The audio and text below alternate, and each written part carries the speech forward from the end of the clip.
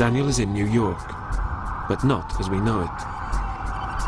For someone who reads numbers into everything, the city is giving him a strange vibe. Being in New York with all these huge skyscrapers, it's intimidating for me, and all the time I had this sensation that I'm being surrounded by nines. The number 9 is all around me. It can be a very nerve-wracking experience. Seeing objects as numbers is something Daniel has grown up with. It can be a little distracting, but it's also something he can use to his advantage. Daniel is going to meet the chess hustlers, but he won't be playing chess. Instead, he'll propose a memory game. Hi.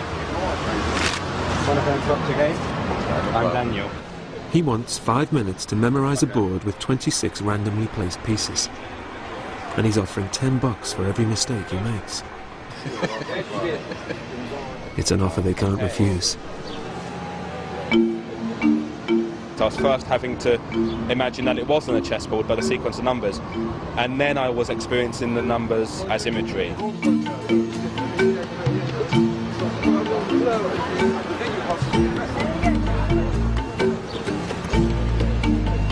Time's up, and the heat is on.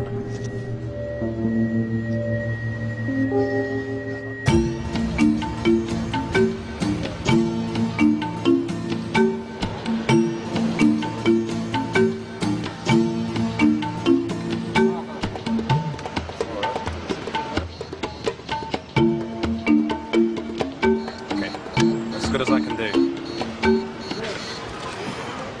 C6, D5. They scrutinize Daniel's positions, trying to find fault. H4, H6. That's right. I pretty much got it spot on. I think there was one piece I didn't put on the board. That's pretty good for being a non-chess player. And now for the hustle. Do you mind if we take the pieces off and test one of you two guys? Yeah. Because you're pretty good chess players. Well, like I said, I'm pretty impressed with you. I don't know if I can top you. Would one of you? Maybe my friend would like to do it, but I don't know if I can. Honestly, I don't know. We can give you as much. We can give you an extra few minutes if you really want to study it. And... Okay. Okay. Yeah, it's fun. Okay.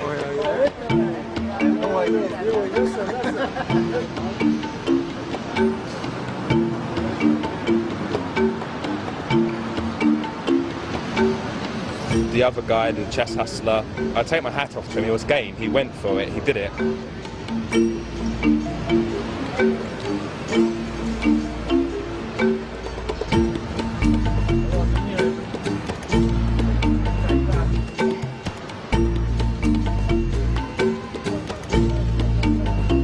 I was actually impressed, personally speaking. He did better than I thought he would do.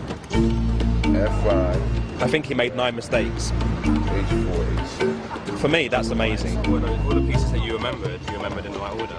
If he's not experiencing the pieces in any distinctive way, and yet he's able to do that, it shows that raw memory is really good. If you're talking memory, though, there's one man who's in a league of his own. He's the world's most famous savant, and Daniel's next stop en route to California.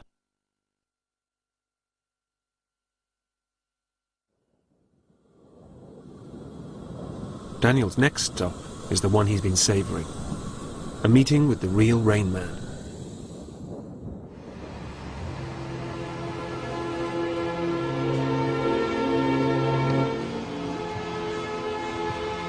I'm looking forward to meeting Kim Peek, because he's meant to be amazing. He was the guy that the Rain Man character was based on. This is really exciting for me because it's my first time meeting someone else with whom I have this bond. Daniel makes his way to Salt Lake City's public library, where Kim and his father are waiting for him.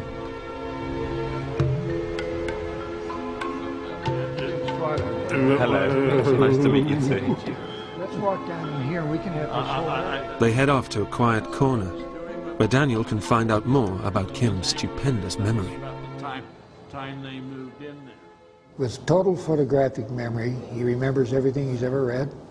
He can tell you every city in the United States, its highways and its area codes and its zip codes and its television stations and its counties and when it was made a state, the history of any country, all the rulers and when they served, presidents of this country, when they were born, their wives, their families, all of NASA's accomplishments, when they went up, when they came down, what they're doing. He can talk to you about the Bible, he can quote scriptures, he can tell you anything about it you want to ask him about. It seems like everything he reads, he maintains. At 9 months, the neuropsychiatrist said he's severely mentally retarded. He will never be able to learn. You should put him in an institution, forget about him. But Kim was reading encyclopedias by aged 4 and had finished the high school curriculum by 14. Goodbye, old pain. I'm a leaving Cheyenne. You know that? How fast can he read? He reads a page that you and I would read in 3 minutes approximately. It takes him about 8 to 10 seconds. He reads the left page of the left eye, right page of the right eye, and remembers about 98% of it.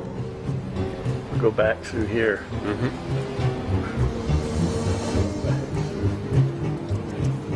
Kim, my birth date is January 31st, 1979. It was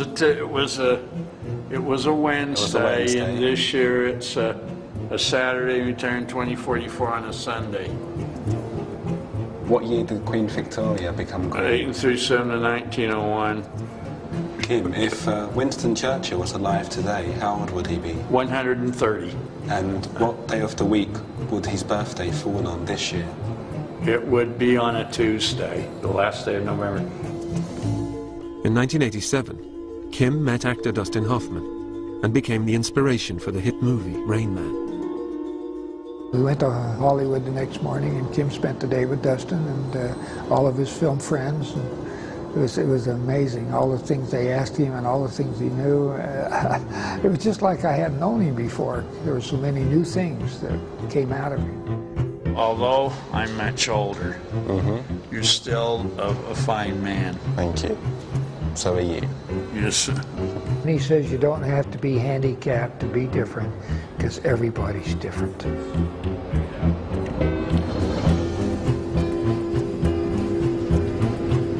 There were all sorts of associations bubbling over in his mind. No wonder you look like Mary Ruth Haslam. It was almost as if he had too much information and he couldn't get it out quickly enough. His parting words to me were, we looked into each other's eyes and he said, one day you'll be as great as I am. And that was a wonderful compliment, and what an aspiration to have.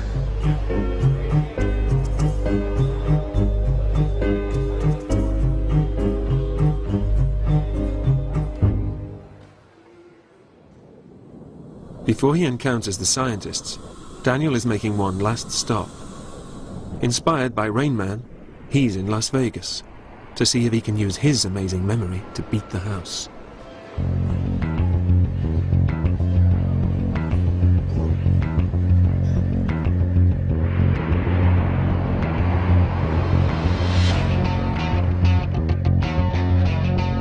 For someone who hates crowds and flashing lights, it's an unsettling kind of place. I haven't actually been in a casino before. I play cards with friends sometimes. They don't like playing with me. In blackjack, the dealer has the advantage. And even for a card counter, it still comes down to chance. It was actually really hard to concentrate because the bright lights, the noise, the atmosphere, a strange mixture of tension and excitement, all in one. Daniel is playing 2 rounds with 8 decks each. That's over 400 cards to keep track of at once.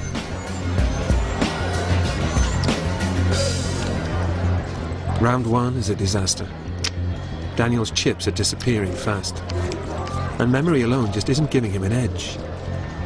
Eventually, he changes strategy and follows his instincts. At the end, I was just relying on intuition and the imagery as it flowed into my mind. At the most unpromising moment, Daniel decides to gamble. The house had a 10, which is a very good card, and I was given 2 sevens, and that's not a good hand, and it's particularly not a good hand against a 10. What I decided to do was split the sevens, an unusual move, statistically speaking not the best move, but something in my head was telling me to do that anyway because of the imagery that I was experiencing, and so I split the sevens, doubled my bet, was given a third card, and it also turned out to be a 7. And at this stage I wasn't really sure of the rules of the game because this is the first time I've played blackjack in a casino, so I asked, can I split those two? And she's surprised, but she says, sure, if you want to. So she splits those, and so I now have 3 hands at one time against a 10. And the people behind me are tutting, and they're saying, what is he doing? You know, he's playing 3 hands against a 10. He's splitting 7s against a 10. He's crazy. And then she draws the remaining cards for each 7.